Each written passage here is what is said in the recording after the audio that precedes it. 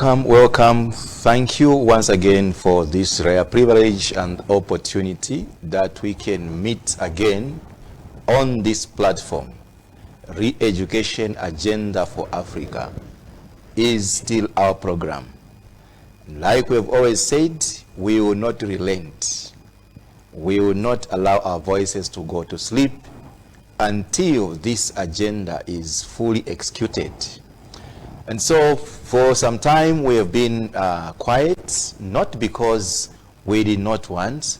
We simply retreat, not to retract, but to simply regroup. As you can see with me today as we begin this second episode of our Edupreneurship series, I am joined in the studio by Professor Kasanda and Professor Chipindi. Professor Kasanda, once again, welcome. Good morning, viewers. And Prof. Chipindi, welcome. Thank you. Greetings, viewers. I just went straight into mentioning their names because I'll be allowing them now to just give you a bit of what motivates them to participate in this program and just what they feel is of necessity in our agenda for re-educating Africa. And so, once again, I want to turn to Professor Kasanda. We've been on this program for some time, and now we have a lot to share. Prof, what is your word about this program so far? I think that this program is important, especially looking at what the colleagues we met out there told us about the program and what it is advancing as thoughts, as aspects that can help us solve problems for this country, for our people, communities, and even institutions and systems. So I have a feeling that it has been a useful program from the point of view of the colleagues who have been talking about it to us. But I would like to believe that I personally feel that issues of human development go beyond the resources one has or the possibilities one has, because they have to do with a philosophy, how we think about ourselves, how we think about other people, and how we situate ourselves among other people. Our worth is not determined by what we say we are. It is by what people say. Hey, have you seen who they are? Do you know what they think about themselves? Can you see what they do? Look at the examples of their character, their behavior, and their way of just operating in terms of planning things, of designing things. So we are also judged by other people, and I believe that the time for us as Africans to continue to play the victim card, wherever we go, we want someone to be sympathetic about us, or to show that, you know, people love us. Sometimes we overthink about these things. Sometimes we underthink about these things. So I feel that this program has been useful because it has been coming out clearly on certain things. And where we have not been clear, colleagues told us and said, on that point you need to be clearer. Yes. So I learned a lot from it, and viewers, I'm very, very thankful, colleagues who have been listening and viewing this program.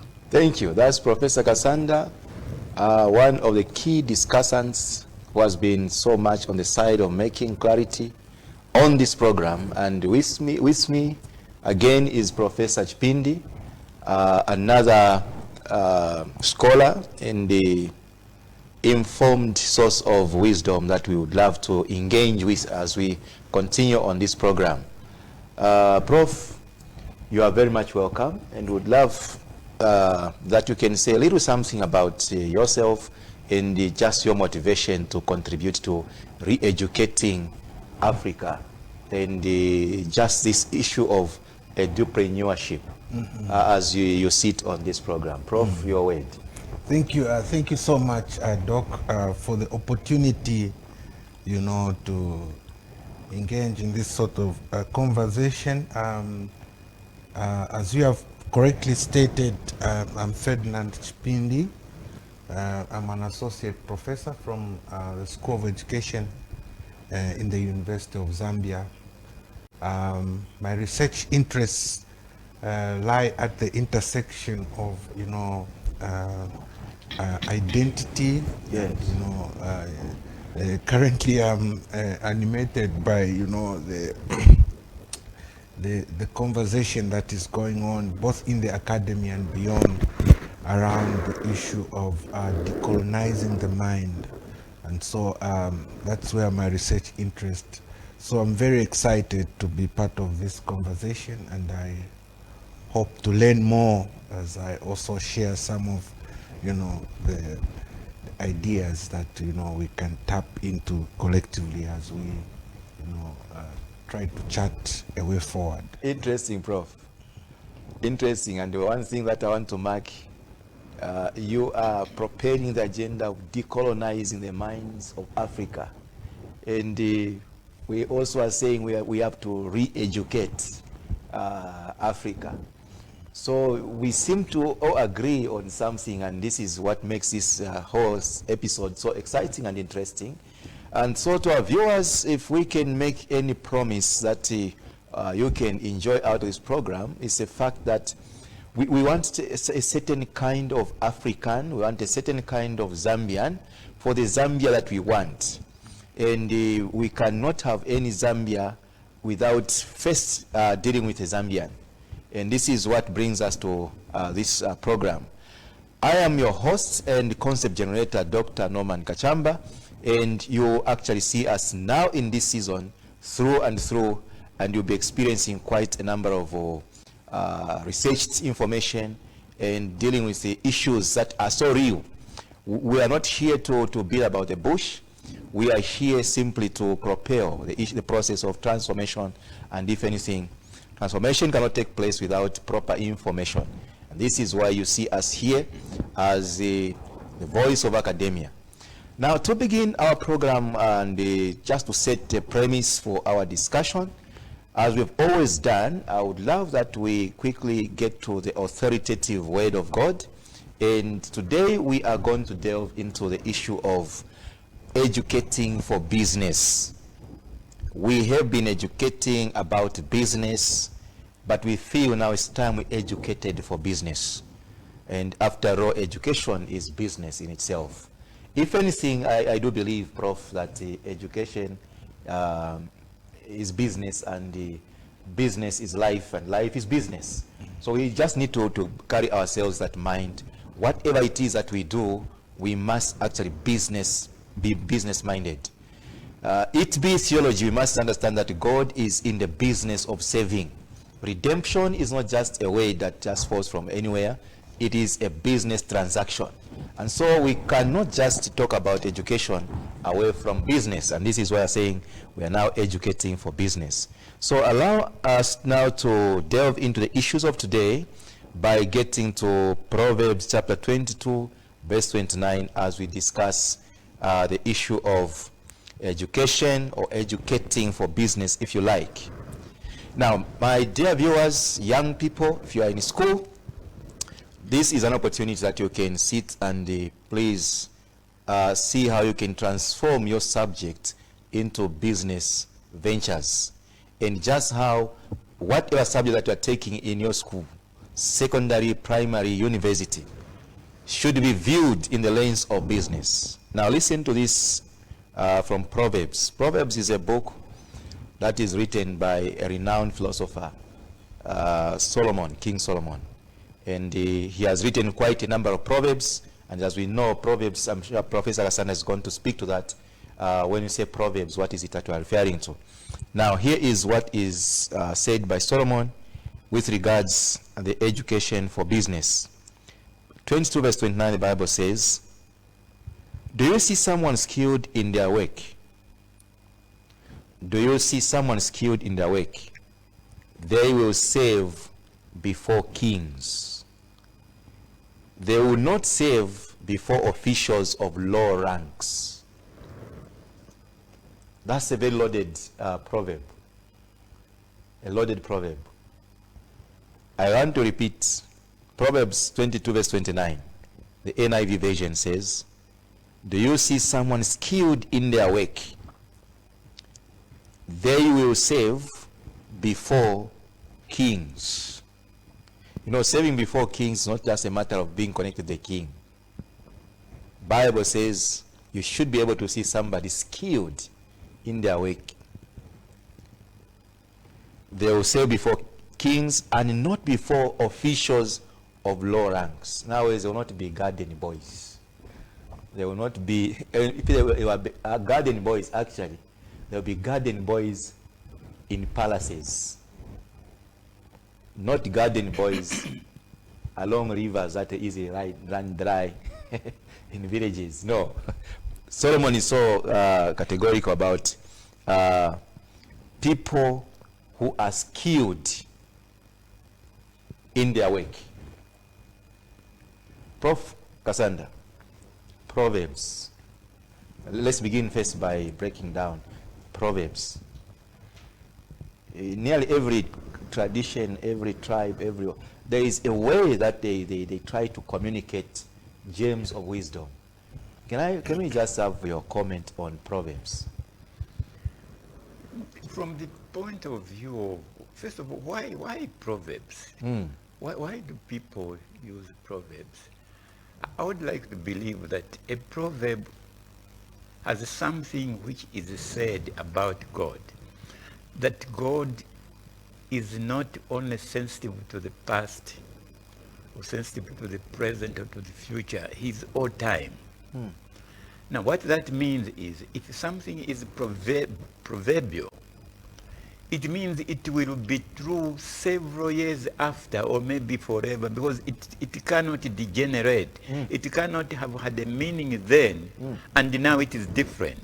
And that's why sometimes when we listen to Proverbs that Jesus was teaching, people get amazed at the truth that is in it today. And I think what I learn, and I hope many of us have learned from Proverbs, is that these things we call history. Say in Zambian curriculum, you say, no, history. Some even say history is not important because they are demarcating time, not realizing that the past is linked to the present and you cannot foretell the future unless you have an idea of what the past was, what the present is, in order to determine what tomorrow is going to be. So proverb for me is about learning, not lessons, but learning from the lessons we have had. Because these are alive today as they were then and as they will be. Proverbs. Yeah, I like that. Prof. Chipindi. Yes. So, yeah, as Prof has said, Professor Cassandra has said, Proverbs, these are, carriers of a message. Proverbs, a proverb is a carrier of, it's like a capsule, a capsule of knowledge. Normally it embodies something that is deeper than what you'd get if you looked at it On the surface. Surface value, yes. Yeah. So it is something, there's a message in there that, I feel very mesmerized to listen to the great philosopher, King Solomon, and the words of wisdom that he shares. The idea that the skilled people are going to serve in noble places. And this appears to have, speaking of philosophy, it appears to have, provided the impetus for, the idea of the academy in ancient Greece. In Greek philosophy, we speak of the academy, the beginning of, the earliest manifestations of what we would call, a school. Now, in Plato's academy, I think the role of the academy itself, let's call it a school, was to elevate the skill set of the population. Okay, to elevate the skills that the population has, the better that this population can then serve what Plato called the republic. So Plato is able to draw a direct line between the quality of the citizens and the character or longevity of the state. The state is going to survive only to the extent that the character of its people is well nourished, well well lubricated. So I'm getting excited by the way you are really decomposing this proverb and how we are breaking it down. Notice, dear viewers, that we are talking about educating for business. And the proverb comes out so strong and so loaded. And as my dear professors are now trying to break it down, we seem to be getting to a point to say, if you should see a state that we can call a state of noble status, it is a design or it's a function of the kind of skill that the statesmen possess. And I think it's bringing us some very interesting point that if you want to come up with any beautiful state, a nation of noble character, then look to nowhere but how much of the skill have you put in its people. Prof. Kasanda, I think you are about to add something. Well, especially when you think that there has to be a very tight relationship between governance systems and the skills that the citizens possess. Because a skill that citizens have is not expected to be for their own good only. It is for everybody, and this is why I think in Old Testament you had references to kings and chancellors ordering their indoners to go and look for the best mind out there to come and advise. Yeah. It's because there's always a relationship between ideas and the functions that the ideas play when it translated into operations and into activities. So it's very important that when you come to Proverbs, because of their nature and the message, the importance of the message they carry, as my colleague was saying, if you use a proverb, you should be understood by all. But again, and this is where now you have a danger of having lost out on proverbs because people think, no, these were for old days. So to communicate deeper thought, deeper meanings, we lose that and begin to think that a skill or knowledge or understanding is not as useful as it is when you listen to proverbs, including in any language actually. Yeah. You realize the importance of knowledge as the beginning of wisdom.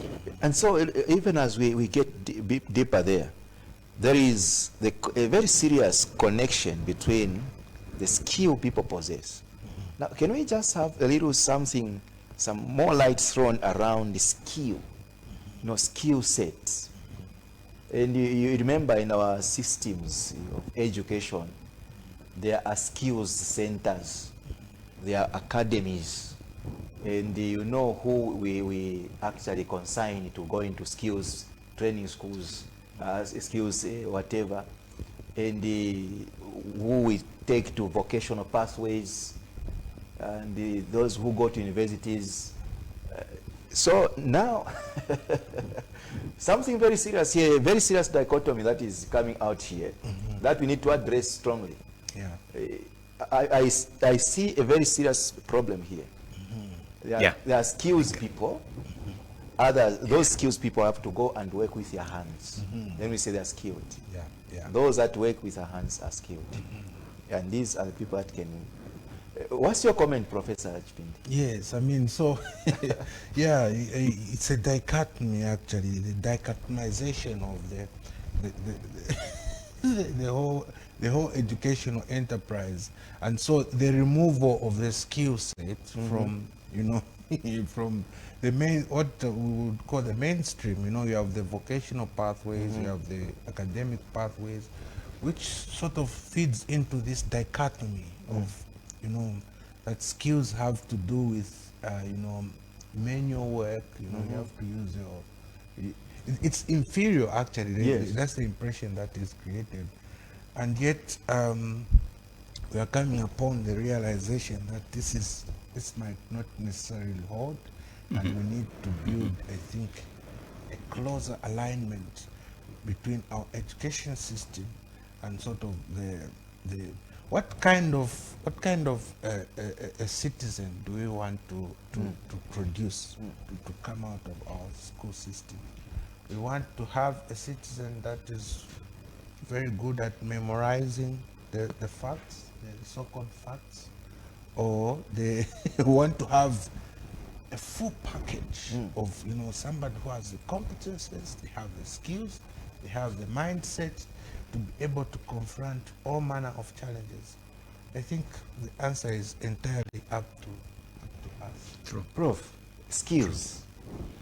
Yeah, for me, really, the moment we talk about skills and we place a barrier between skills and abilities and capabilities, intellect, reflection, thinking through things, planning, and we say you are academic, and this one will be vocational. You have actually killed education. It means we have gone back to schooling, where we say, you are skilled in this, and they perform that skill. But the day ideas change, new ideas come in, they find that that skill which he had is no longer viable. So he has to go back to those who have knowledge to be retrained. That's why we have training almost since 1964. You are training people on something where if they had ideas first, they would have been generating their own new skills independent of the source where the original skills came from. So that's why I agree with my colleague. The moment to vocationalize something is to deprive some people of thought processes, of designing things, composing things, designing, thinking it through and reasoning.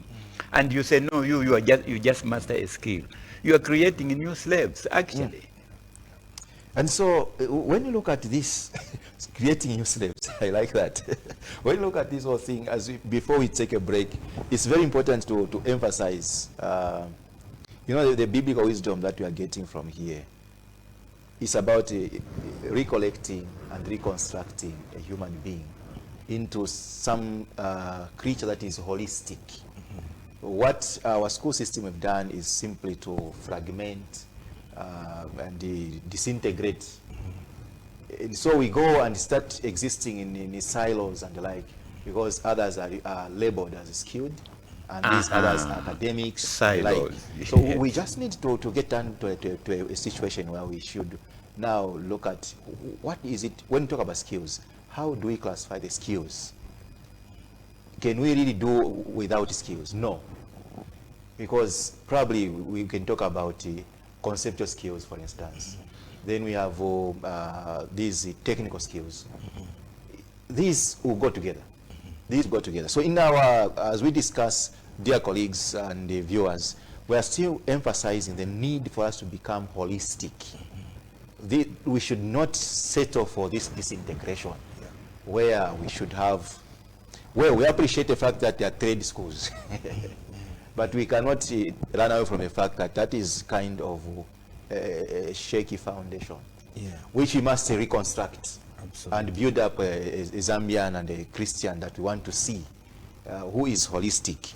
And so this scripture actually highlights the value of excellence and the skill in one's work, suggesting that educational institutions should not only impart knowledge but also hone the skills and talents of individuals, preparing them for significant opportunities and entrepreneurial ventures. This is what we are emphasizing in this first part.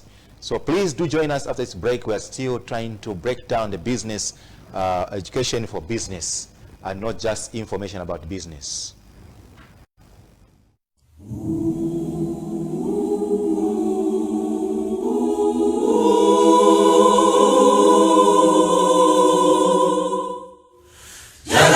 Magemba mwambi kubona bana gwe mubuhige kabapenda mwijipite wambaja Mose kabagushe Faro wabapeya balajairwa kubwela shikoji Mose kabagushe Faro wabapeya Guluza ndo mwami mutalabala Demba mwami guna mese Guna magungwe muhuni ulazandaleza ulazandaleza Aze ulaguzanda ulatuzanda tonse Wale mana demba mwami Watuma impeo shandene Kashihinga gumwami faro ajaba gwesu tubalege Gembola tumana Bala tubonya malweza baba Bagwesu tubalege Gembola tumana Wabuya faro Uwebanige Tulayoba majembele Bamenesu Banabesu Lugono lwesu Wahumina faro Nijiji sagumozo Bagenda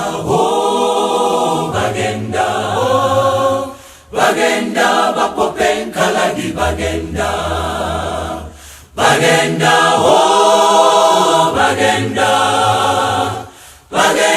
gabaya wimba bagenda Bashige ajiza bugilo jamulonga Azuma magani Umbelendwenge Mumbali mapili bajebuge mwinu magutumbaga huko Inkalagisha faro Shesho shehiza lubilo tashiria tanshi Kagulilu mbiji bobo buzuba Wezwa yanga minawa Ubalila mbanji Ogogo Mose watu yaya Ulambaleza Mose uwe Tanabiga gasagwa mehi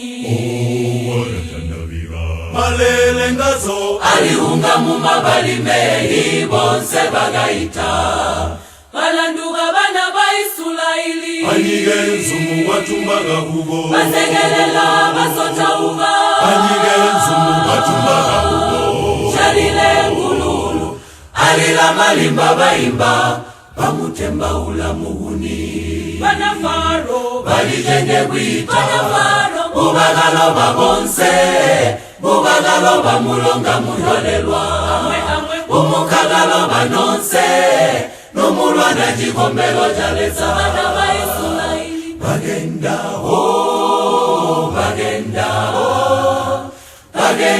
gabaya wimba bagenda Ulimwi mukanda Azuma magani Obalila Langa Mose watupea uswe Tukala wila mukanda mono Tulashiga lili mukenani Wala mpamu hizo twalema Malwa himbwe Inyo twabona inzala Atuyoge Mose uwe Twaimba matulia mazani Mabishaza miso ya eji Kashilisha kusowa mwijipite Wendo lwa bana baisulaili Kalulilwa mapehi Wendo lwa bana baisulaili Kalulilwa mapehi Guluza ndo mwami Wabapai gumbi kubasololela Mashigu Wabapa mulilo Muzala Wabapa mana Balila mehi Apongoga mwiwe bonse Banwa bazumana na wenda Kajila munyiga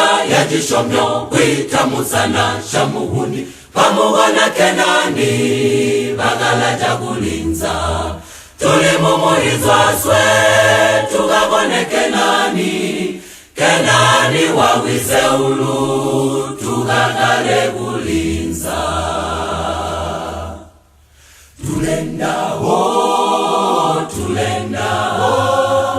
Tulenda nula pamuhizo tulenda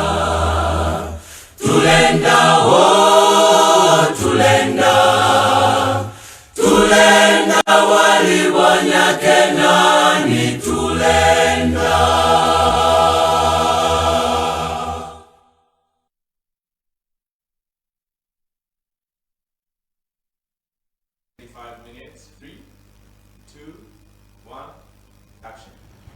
Welcome back.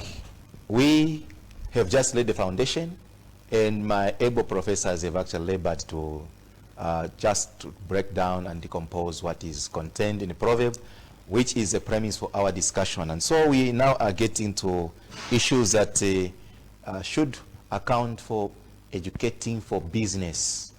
I was looking at education for business. There is my young person there who is doing something that in our tradition, as long as does not carry the term business, it has got it cannot even sit down to listen to anything and does not see any. As long as it's not business, it can't even talk about profit, what benefit accrues out of what they're doing. Let's begin from there. My prof, Prof. Chipindi, educating for business. Yes, and so I think it all comes down or back to what Professor Kasanda here said, that, you know, when the base is weak, the foundation, what is it that you have erected your education system on, right? If the base is weak, then you run into problems. Eventually you have to go back to rescue yourself because of the absence of, you know. So the idea, I think, is to build this sort of education on a solid rock of ideas. The idea that the idea has to be at the base of the skill set, so that, you know, once you have put the mindware in place, the mindset, using the ideas, you have put it in place. It means that the products, the graduates of the system will be able to generate their own skills. And, you know, when we talk about skills, it's not like we're saying there's a set of memorized sequences. Very important. Very no, important. we're talking about how dynamically, flexibly someone responds to different, diverse stimulus in the world of work. And this is only possible if the foundation is strong. The idea, Professor Kasanda says the idea. The idea. I think we should come back to that issue a bit more. Prof, you can nail it now. Educating for business, ideation. Yeah, maybe I would even say, where we normally say as academics, theory and practice, I would rather say theory with practice, to link ideas to whatever practicality. I think, Prof, what you're saying, in Zambia is interesting. Colonial education said Africans are good for just manual labor. You know, they don't need theory, because, you know, what will they do with physics and chemistry and metaphysics? These things are beyond them. You know, at independence, we complained that, look, we have been too practical, because we had the Hodgson College, we had the Chalimbana, we had many institutions which were just doing bricklaying, plumbing for Africans.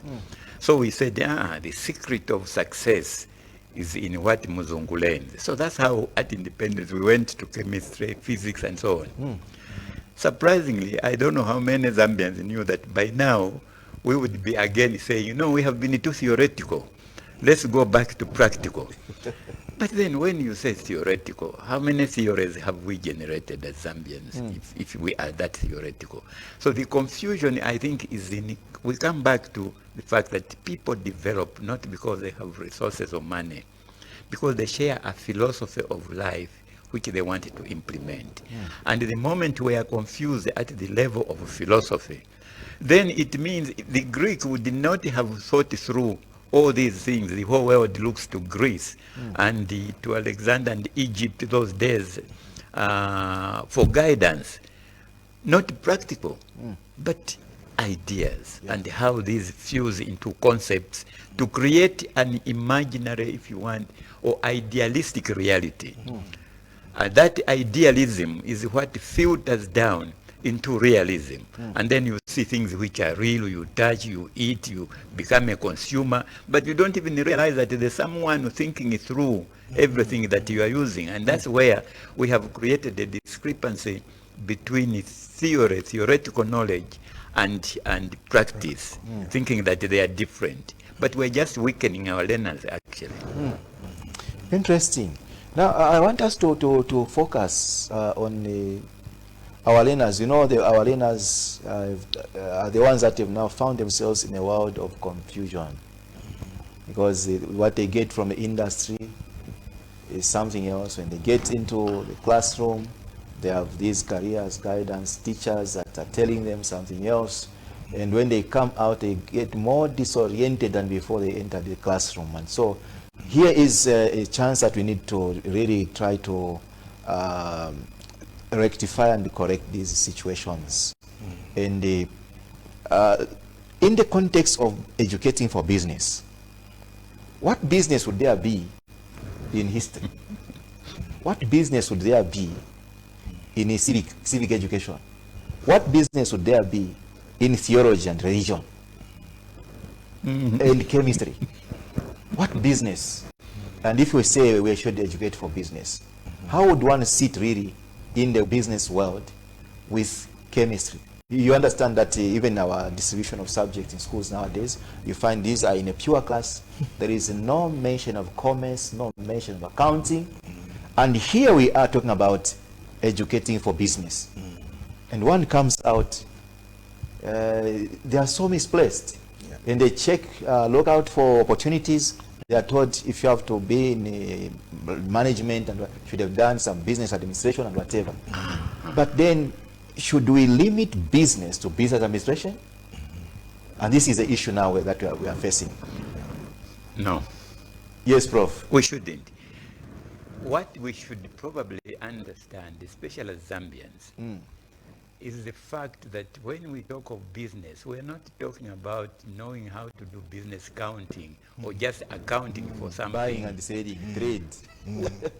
Incredibly, yes. In business, we are talking about religion. For example, there are certain value systems that we have to embody, to share. Yeah. Business is about trusting one another. It's about understanding one another. It's about sharing certain concepts, certain You can say that feelings. again, Prof. we need, business is the civics because there are certain sensitivities. In business, there are relationships to be created. And these relationships come from interacting historically. Where are you coming from? What is the message you can get from this other colleague? Art. What are you going to compose or design if you don't think about the fact that in business, not only do you have to find what you have as a product, because you need productivity in business. You need marketing of your product. You need to provide the service to others. The others who are providing a service will give you something which will help you to be profitable. And from that profitability, you can be talking of prosperity which you will share with others. So if I am not aware, Dr. Kachamba, that there is any subject which is not relevant to business education. We all relate to one another. We all want to collaborate with the others. We all want to respect one another, to believe in one another. Yeah. If you don't believe in one another, you can never do business together. That's it. So what do we mean by saying business is just accounting and accounting? That's a very powerful point. Prof, you can nail it. Yes. I can see that one. Yes, I mean, it's quite tragic, I think, quite tragic to narrow down business to the act of simply buying or selling. I think we would be missing a very complex, set of factors that have to be considered. As the Prof has said, there's more into it. So I think when we say education, business education for business, what we are trying to say is, look, this learner that we are trying to create. I don't know, even creating sounds a bit awkward for me because it translates into some passive. We are more passive. Yeah, but anyway, whatever. The idea is there is more to business than you can collapse into the act of transacting, buying or selling. For instance, the issue of, Prof said the ideas. If you look at the idea, everything that has ever been accomplished in the world of commerce, the wonders of science, everything that has happened, it all starts with The idea. Yeah. The idea is what carries the day. So let's take the example of the plane, the first aeroplane by the Wright brothers, who flew the first plane to fly across the English Channel in 1902, was flown by the Wright brothers, two brothers, who were actually specialized in manufacturing of bicycles. So you can imagine, from the manufacture of the bicycle, they have an idea, right? The manufacture of the bicycle, top speed was, I think, 24, the bike was, I think, 24 kilometers per hour. The plane, the first plane that flew the channel was 42 miles per hour. But now look at how this idea has traveled. Today we are talking of Airbus A380, a 7-story plane moving at a top speed of 1,500 kilometers per hour. A huge jumbo jet. I'm told it cannot even land on certain airports because the sound of it will shatter. It will shatter the terminal, the building, the airport terminal.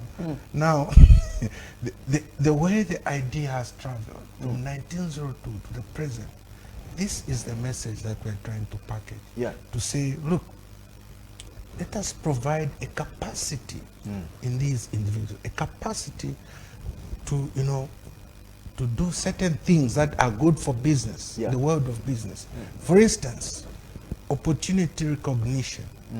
Does the child have the capacity to realize, the child that comes from an education system, does it have the capacity to say, to recognize the opportunities that are inherent in almost all, they say every cloud has a silver lining. That's it. Everything. Everything has a business line to it that can be exploited. Yeah. The massive improvement of society, and if profit is the motivation, which is also again might be a bit too narrow. Too narrow, yes. But opportunity recognition is part of the package that we are proposing. Yes. That needs to go into our education system. So Initiative taking, the capacity to say, well, any problem that you face, no matter how big, there is a positive side to That's it. it. So if we can build that capacity in the learner, then we are home and dry. There's no business that will not. I like those very powerful insights from our professors. Dear viewers, if you are following us on this program, Education or Educating for Business, we are firstly realizing the very important aspect of an idea. And when we talk about ideas, when you get back to the Bible, you'll find where the Bible talks about, in the beginning was the Word, and the Word was with God. And the Word was God. And then through this Word, everything else was created. Sometimes I've asked deliberately to say, when you look at the creation story, what was the first thing that God created? And people would tell you, no, there was darkness, we created light. Then when was man created? Said man was the last thing to be. No. The fact is that man was the first to be created. Because whatsoever that God was putting in place, he had already created man in his mind. When he came to actualize, to say now on the 60th day, everything that was put in place meant for man's enjoyment was in place, and man was just actualized. So the first thing that God created was not the light and whatever, it was man. Because whatsoever was creating for man. Yeah. So ideas actually precede every other thing. If anything comes into existence merely by coincidence, then you have a problem. Yeah. So there is always a way that it is conceived, then it comes to be actualized. And so as we talk about business, I like those two statements that professors have given. It's not just about buying and selling, trade and the like. No, business is actually the totality of life. It is the whole purpose of our existence. Yeah. Because within it, there are relationships to be sustained. There is also an issue of trust. And there is also an issue of just benefits, the win-win situation that should arise from such. And this calls for the creation of skills and capabilities to be able to identify and realize in whatever they're doing that there is this thing that has to account for the good of others and also for my benefit. In physics, we have said there is a lot that we can mention. So we can just say now get down into particulars about this subject, so that that child that is in a secondary school should learn to appreciate that there is business behind religious education, and actually business is religion, and the religion is business. To my colleagues that could be studying health is wealth, and so we cannot really detach these issues from that. Then I don't know what advice now we can give to our fellow parents, because you know sometimes it comes from our homes. As students, children are going to schools, they are coming from the communities, and the communities have certain established ways of looking at things.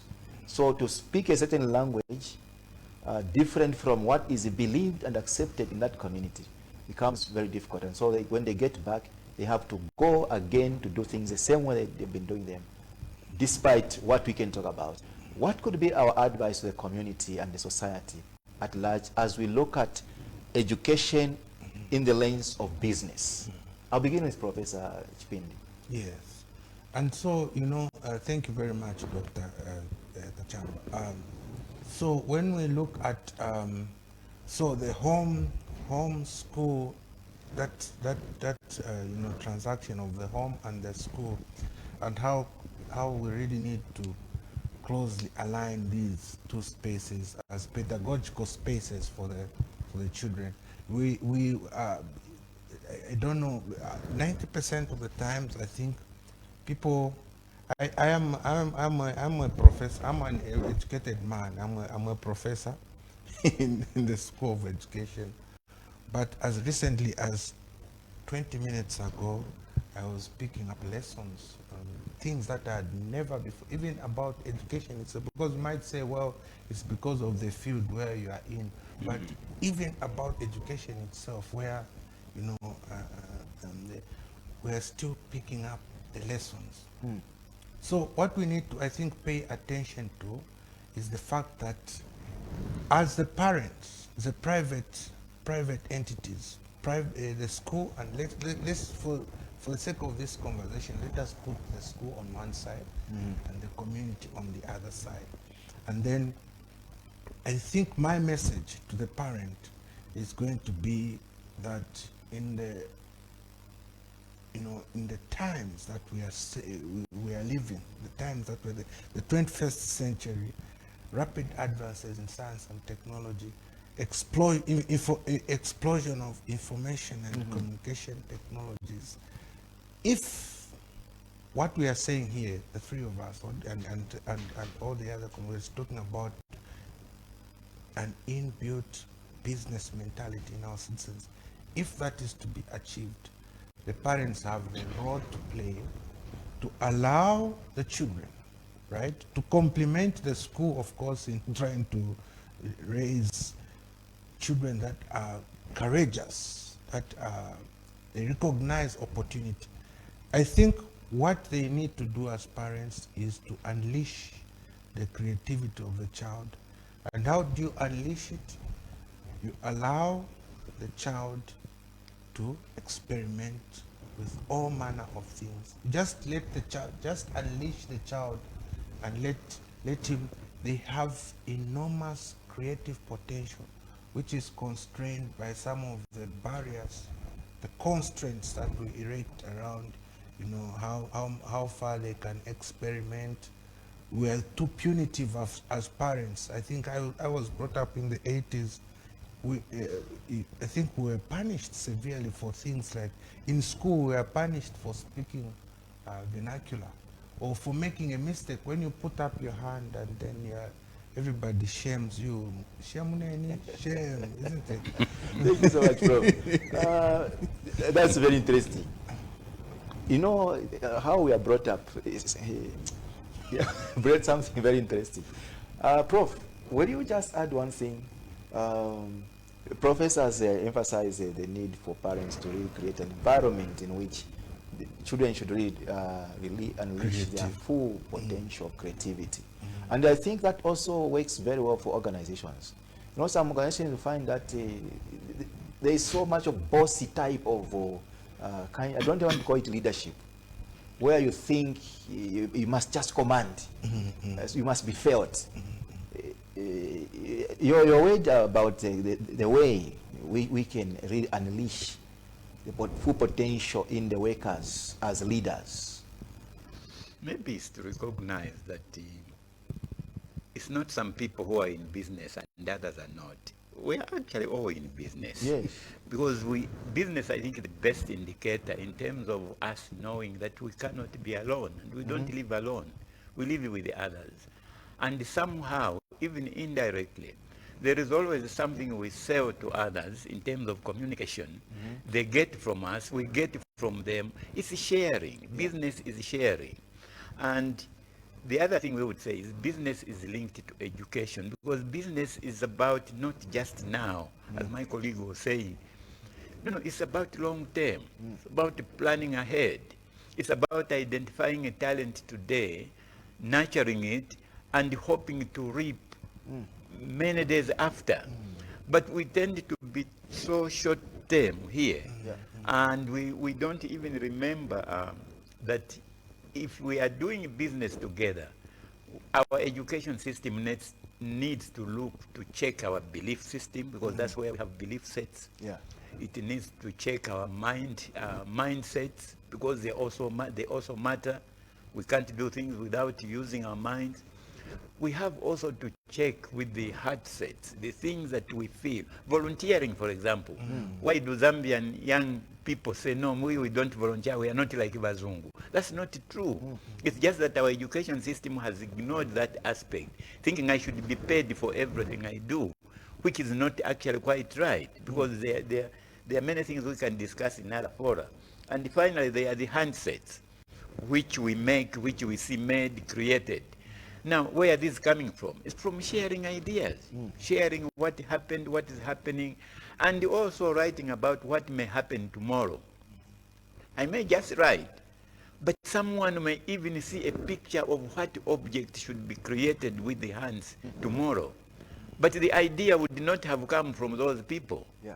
Like my colleague was saying, those two Wright brothers, bicycle mechanics, how did they get into a plane? So if we stifle ideas, we continue to think only those who are in academics own ideas, and the others can be given skills. Oh my good Lord, we have killed the African countries. Well, viewers, it cannot be said any better than it has been put. Educating for business, and it is our appeal that from home to school to organizations, that we dress our minds in a business jacket and begin viewing reality that way, that everything after all in life hinges around business.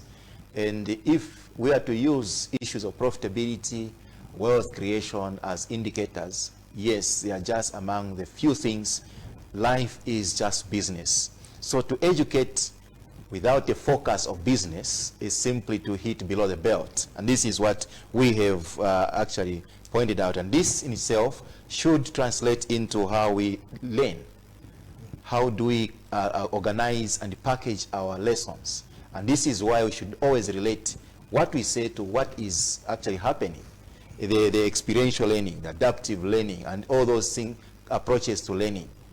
And so to those of you that are in school, please, when you're given assignments, it's moment to go and reflect and see exactly how what you're reading applies in life without really waiting upon somebody to guide you and teach you deliberately. So in this first session of our discussion, we have looked and emphasized the need for 21st century to be educated for business and not just about business. Don't miss, join us once again with my two professors. With me as your concept generator and host for this program, Dr. Norman Kachamba. See you next. Tulenda, tulenda. tulenda nula pamuhinzo tulenda. Tulenda oh tulenda.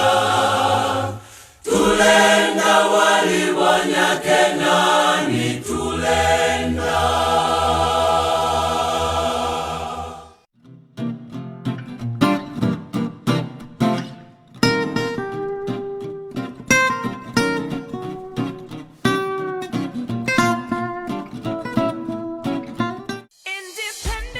Did you know that you've got the right to complain against any radio or television broadcast? Did you also know that every radio or television station has an obligation to respond and address your complaints when aggrieved? The first step is to complain to the station not more than 3 months after the broadcast took place. It is expected that the station will respond reasonably to you, that is within 14 days.